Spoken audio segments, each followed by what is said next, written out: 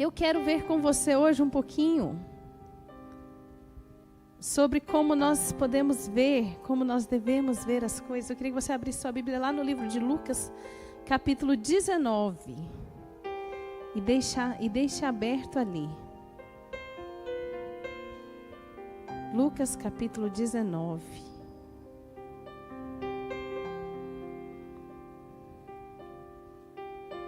Já já nós vamos ler essa história. Você pode deixar ela aberta aí. Mas eu queria contar aqui algo que eu vi um dia desses. E o Senhor me trouxe à memória e falou comigo como é interessante a gente aplicar as nossas vidas. Eu vi em um filme, em um programa de TV muito conhecido. Muitas pessoas veem. Desenho animado. A gente que tem filho pequeno acaba ouvindo, né, um pouquinho dos desenhos animados. Eu achei interessante o que aconteceu ali, porque lembrou o que aconteceu comigo na vida real. E eu vi, realmente algo que é comum, que acontece. E acontece também no mundo espiritual.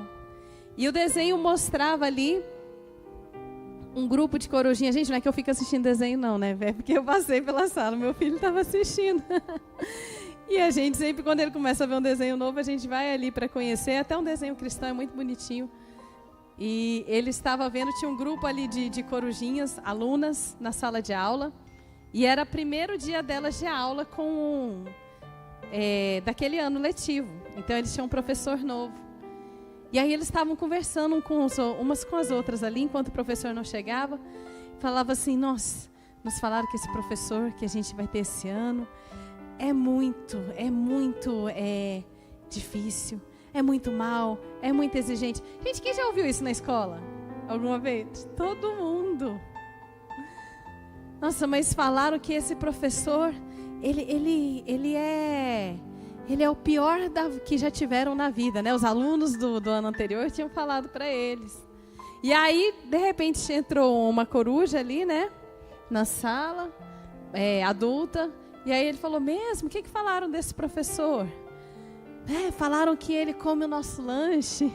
Falaram que ele dá castigos horríveis. Falaram que ele não deixa brincar e tal. Aí ele, mesmo? Tudo isso? Aí passou um pouquinho, ele foi lá e escreveu no quadro, eu sou o professor tal. E era ele o professor. E aí começa a série, uma série, né, de vários episódios, e na verdade era um professor maravilhoso, o melhor que eles já tiveram. E eu me lembrei de um episódio que aconteceu comigo na faculdade também, primeiro semestre de faculdade, e a gente entra ali, né, sem saber o que esperar, tão ansioso, tão preocupado. E aí sempre tem aqueles veteranos espertinhos, né, que gostam de passar medo, que gostam de aterrorizar os calouros. E eu me lembro que tinha uma matéria que era muito difícil e a sala inteira, praticamente a sala inteira estava com muita dificuldade nela, eu achava muito difícil. E a nossa professora, ela precisou fazer uma cirurgia, ela saiu e não ia voltar mais aquele semestre. E aí a gente estava naquela expectativa, quem seria o professor substituto, e quando enfim foi definido, foi um que os veteranos nos avisaram que era aquele professor que come criancinhas no almoço, né? Como as corujinhas falaram, que era terrível, que era o pior, que era o que reprovava todo mundo, que ninguém conseguia ir bem na prova dele, e a gente, misericórdia, oh Deus, mas eu orei tanto, tem misericórdia. Primeiro semestre, né? Tanta dificuldade, tanta expectativa, tanta ansiedade. E aí chegou aquele professor e todo mundo olhando assim já, né? E no final foi um dos melhores professores que a gente já teve, e toda a turma concordou também. A gente saiu muito melhor com ele do que com a anterior. E por que eu estou falando isso?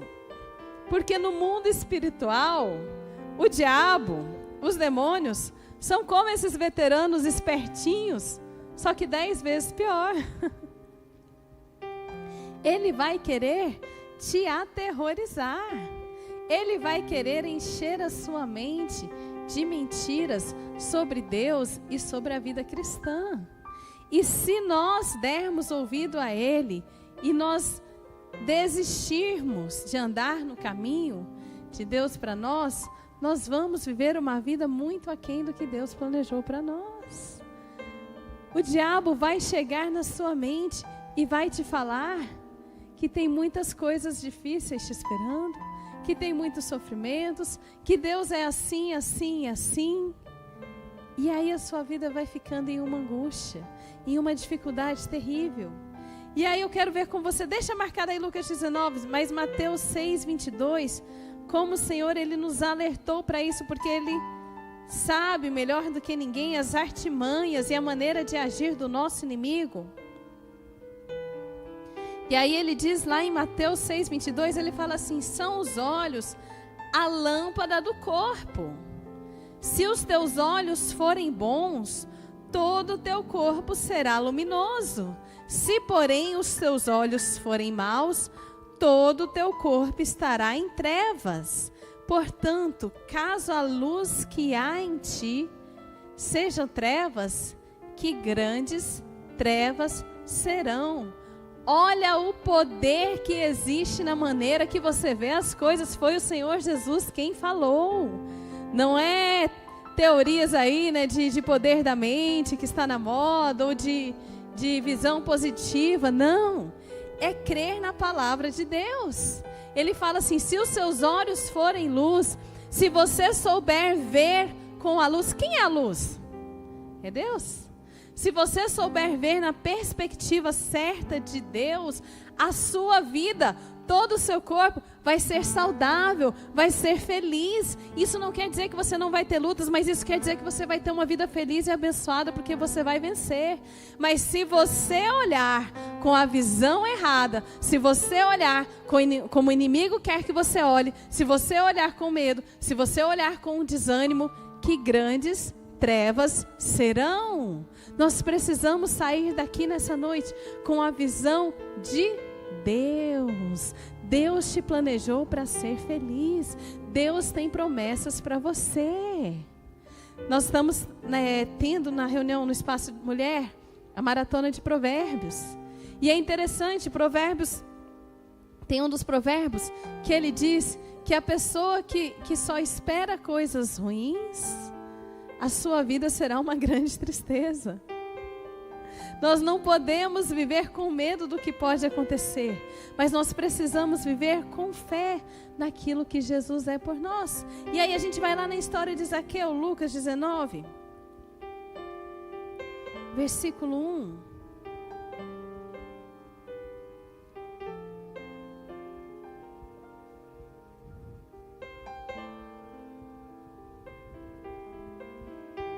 Entrando em Jericó, atravessava Jesus a cidade.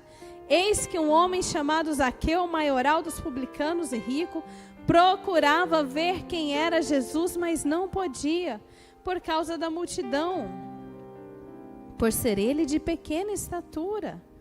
Então, correndo adiante, subiu a um sicômoro a fim de vê-lo, porque ali havia de passar.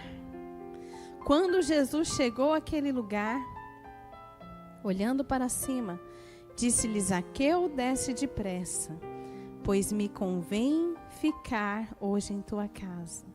Ele desceu a toda pressa e o recebeu com grande alegria. Todos os que viram isto murmuravam, dizendo que ele se hospedara com homem pecador. A gente vê aqui dois opostos. A gente vê aqui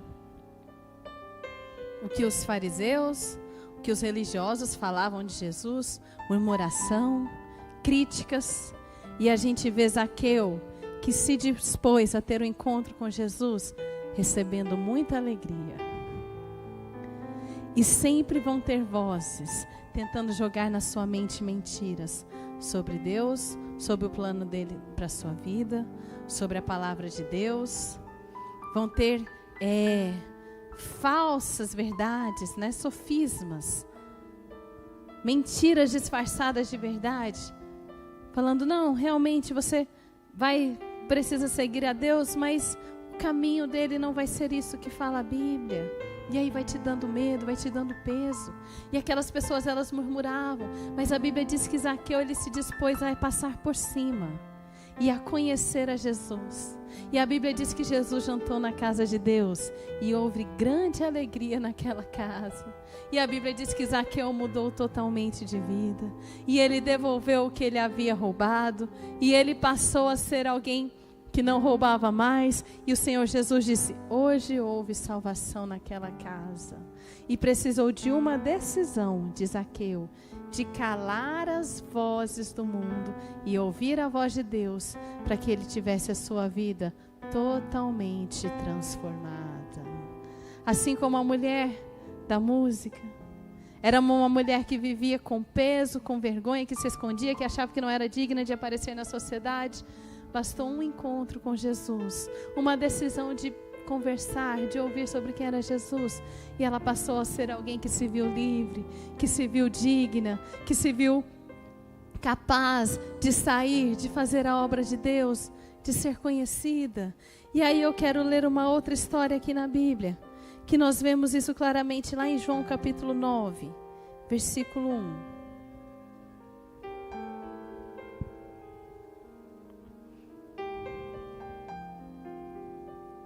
Descaminhando Jesus, viu um homem cego de nascença. E os seus discípulos perguntaram: mestre, quem pecou, este ou seus pais, para que nascesse cego? Respondeu Jesus: nem ele pecou, nem seus pais, mas foi para que se manifestem nele as obras de Deus. O mundo vem dizer: essa situação que você está passando vai ser para vergonha, vai ser por pecado, vai ser uma punição.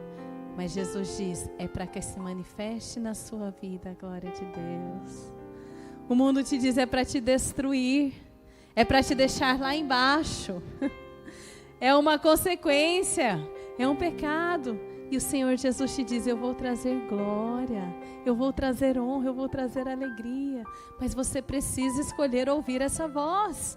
Nós não podemos achar que é espiritualidade nós pensarmos, você pensar que você vai viver no sofrimento. Porque isso traz medo, e a Bíblia diz que o medo produz o quê? Tormenta. Mas o verdadeiro amor lança fora todo medo. Que nessa noite você possa ser livre do medo. Você possa ser livre das vozes que vêm tentar distorcer a imagem e o plano de Deus na sua vida. E viver o que Deus preparou para você nesse ano. Sem medo, mas com muita fé, com muita ousadia. Você vai viver os milagres de Deus. E aí ele continua dizendo, continua contando que Jesus o curou. E depois as pessoas, os fariseus ficaram atônitos. Como assim? Esse cego foi curado?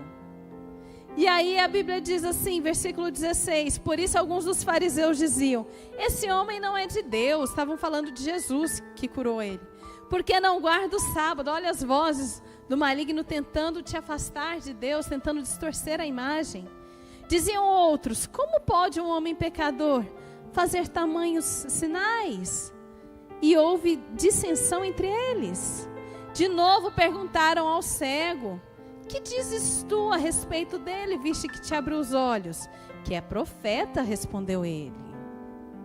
Não acreditaram os judeus que ele fora cego e agora via. E aí a Bíblia vai contando que eles chamaram os pais e eles continuam. E aí vai para o versículo 24 de João 9. Então chamaram pela segunda vez o homem que fora cego e lhe disseram: dá glória a Deus. Nós sabemos que esse homem, Jesus que o curou, que o amou, que o chamou para a liberdade, que queria um relacionamento com ele, quer com você.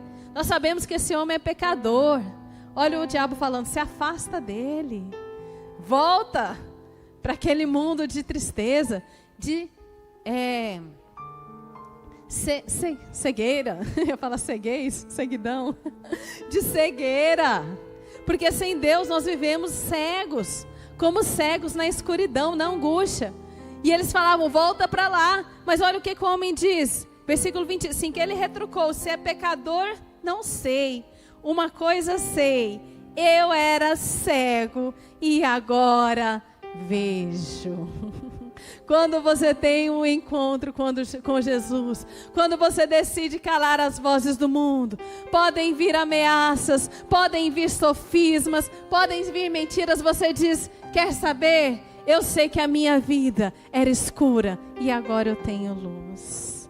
Eu sei que eu tinha angústia e agora eu tenho paz. Eu sei que eu tinha medo e agora eu tenho fé.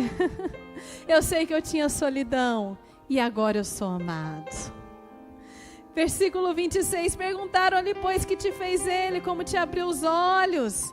Ele lhes respondeu, já vos disse, e não atendestes. Por que quereis ouvir outra vez? Porventura quereis vós também tornar-vos seus discípulos? Responderam e lhe disseram, discípulo dele és tu. E aí eles vão e tentam diminuir aquele homem. E aí eles falam, você é todo nascido em pecado.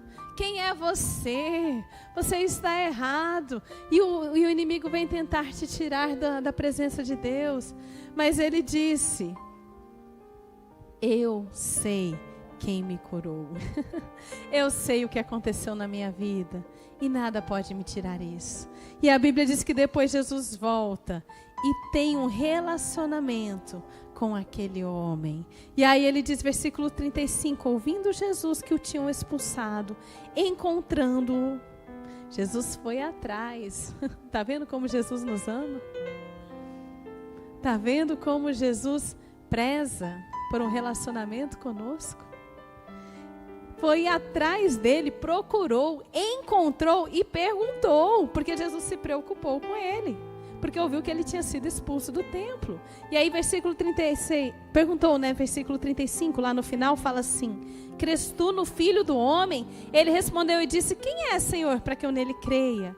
E Jesus lhe disse, já o tens visto, é o que fala contigo. Então afirmou ele, creio, Senhor, e o adorou. Prosseguiu Jesus, eu vim a esse mundo para juízo, a fim de os que não veem, vejam, e os que veem se tornem cegos. Jesus veio para que nós possamos ver. Jesus veio para tirar as trevas. Nele não há trevas. Ele é o Pai das luzes. E se tem algum cantinho aí do seu coração, da sua alma, do seu espírito, que está angustiado, que está em trevas, saiba, Jesus não só pode, Ele quer trazer luz, Ele quer trazer esperança, Ele quer trazer fé, Ele quer trazer força, porque Ele sabe, e Ele diz, se o seu corpo for trevas, se os seus olhos forem trevas, todo o seu corpo será, mas se os seus olhos forem luz, todo o seu corpo será luz. E eu creio que nessa noite Ele está trazendo luz para a nossa vida. Esse amor que desde o início do culto nós temos sentido é apenas o início. Ele quer um relacionamento com você. Ele quer fazer algo novo nesse ano. Ele quer te tirar dessa região do medo, que só você sabe, que você em alguns momentos vive. Dessa região da apatia, com a presença dele em alguns momentos, ou até mesmo do mecanicismo de buscarmos a presença dele. Ele quer te trazer para um relacionamento, como ele fez com a mulher no poço, como ele fez com Zaqueu, como ele fez com esse cego. E só assim você vai poder calar as vozes do mundo que te dizem, você está assim por causa de pecado, isso é para a sua ruína, quem é você? E você pode ouvir Deus dizendo, isso é para a glória do Senhor. Eu vou te resgatar, eu vou te exaltar. Você pode ficar de pé? Você pode fechar os seus olhos e buscar essa presença agora. Você não está aqui por acaso. Eu não estou aqui por acaso. Nós viemos para adorar a Deus, mas Ele nos trouxe para nos chamar para um relacionamento. E eu quero te convidar nesse momento, só você e Deus. Não se preocupe com quem está do seu lado, com quem você vai conversar depois. O Senhor Jesus, Ele está aqui. E eu quero te convidar a ouvir essa voz. Essa voz que olhou para Zaqueu, que o viu lá em cima. E falou: Zaqueu, vem cá, eu quero jantar com você. Essa voz que viu aquela mulher escondida naquele poço. E falou: eu quero me revelar a você. Esse homem que viu aquele cego ali sendo julgado, sendo humilhado, sendo condenado, e o curou, e o exaltou, e o procurou para cuidar dele. Ele está aqui, ele te ama da mesma maneira. A Bíblia fala: Deus não faz acepção de pessoas. E assim como Jesus foi atrás deles, Ele foi atrás de você. Ou você acha que é por acaso que você está aqui? E o Senhor Jesus, Ele te chama pelo nome. Você pode ouvir Ele falando o seu nome nesse momento. E Ele diz: eu quero ter um relacionamento com você. Você pode responder: Senhor, eu recebo.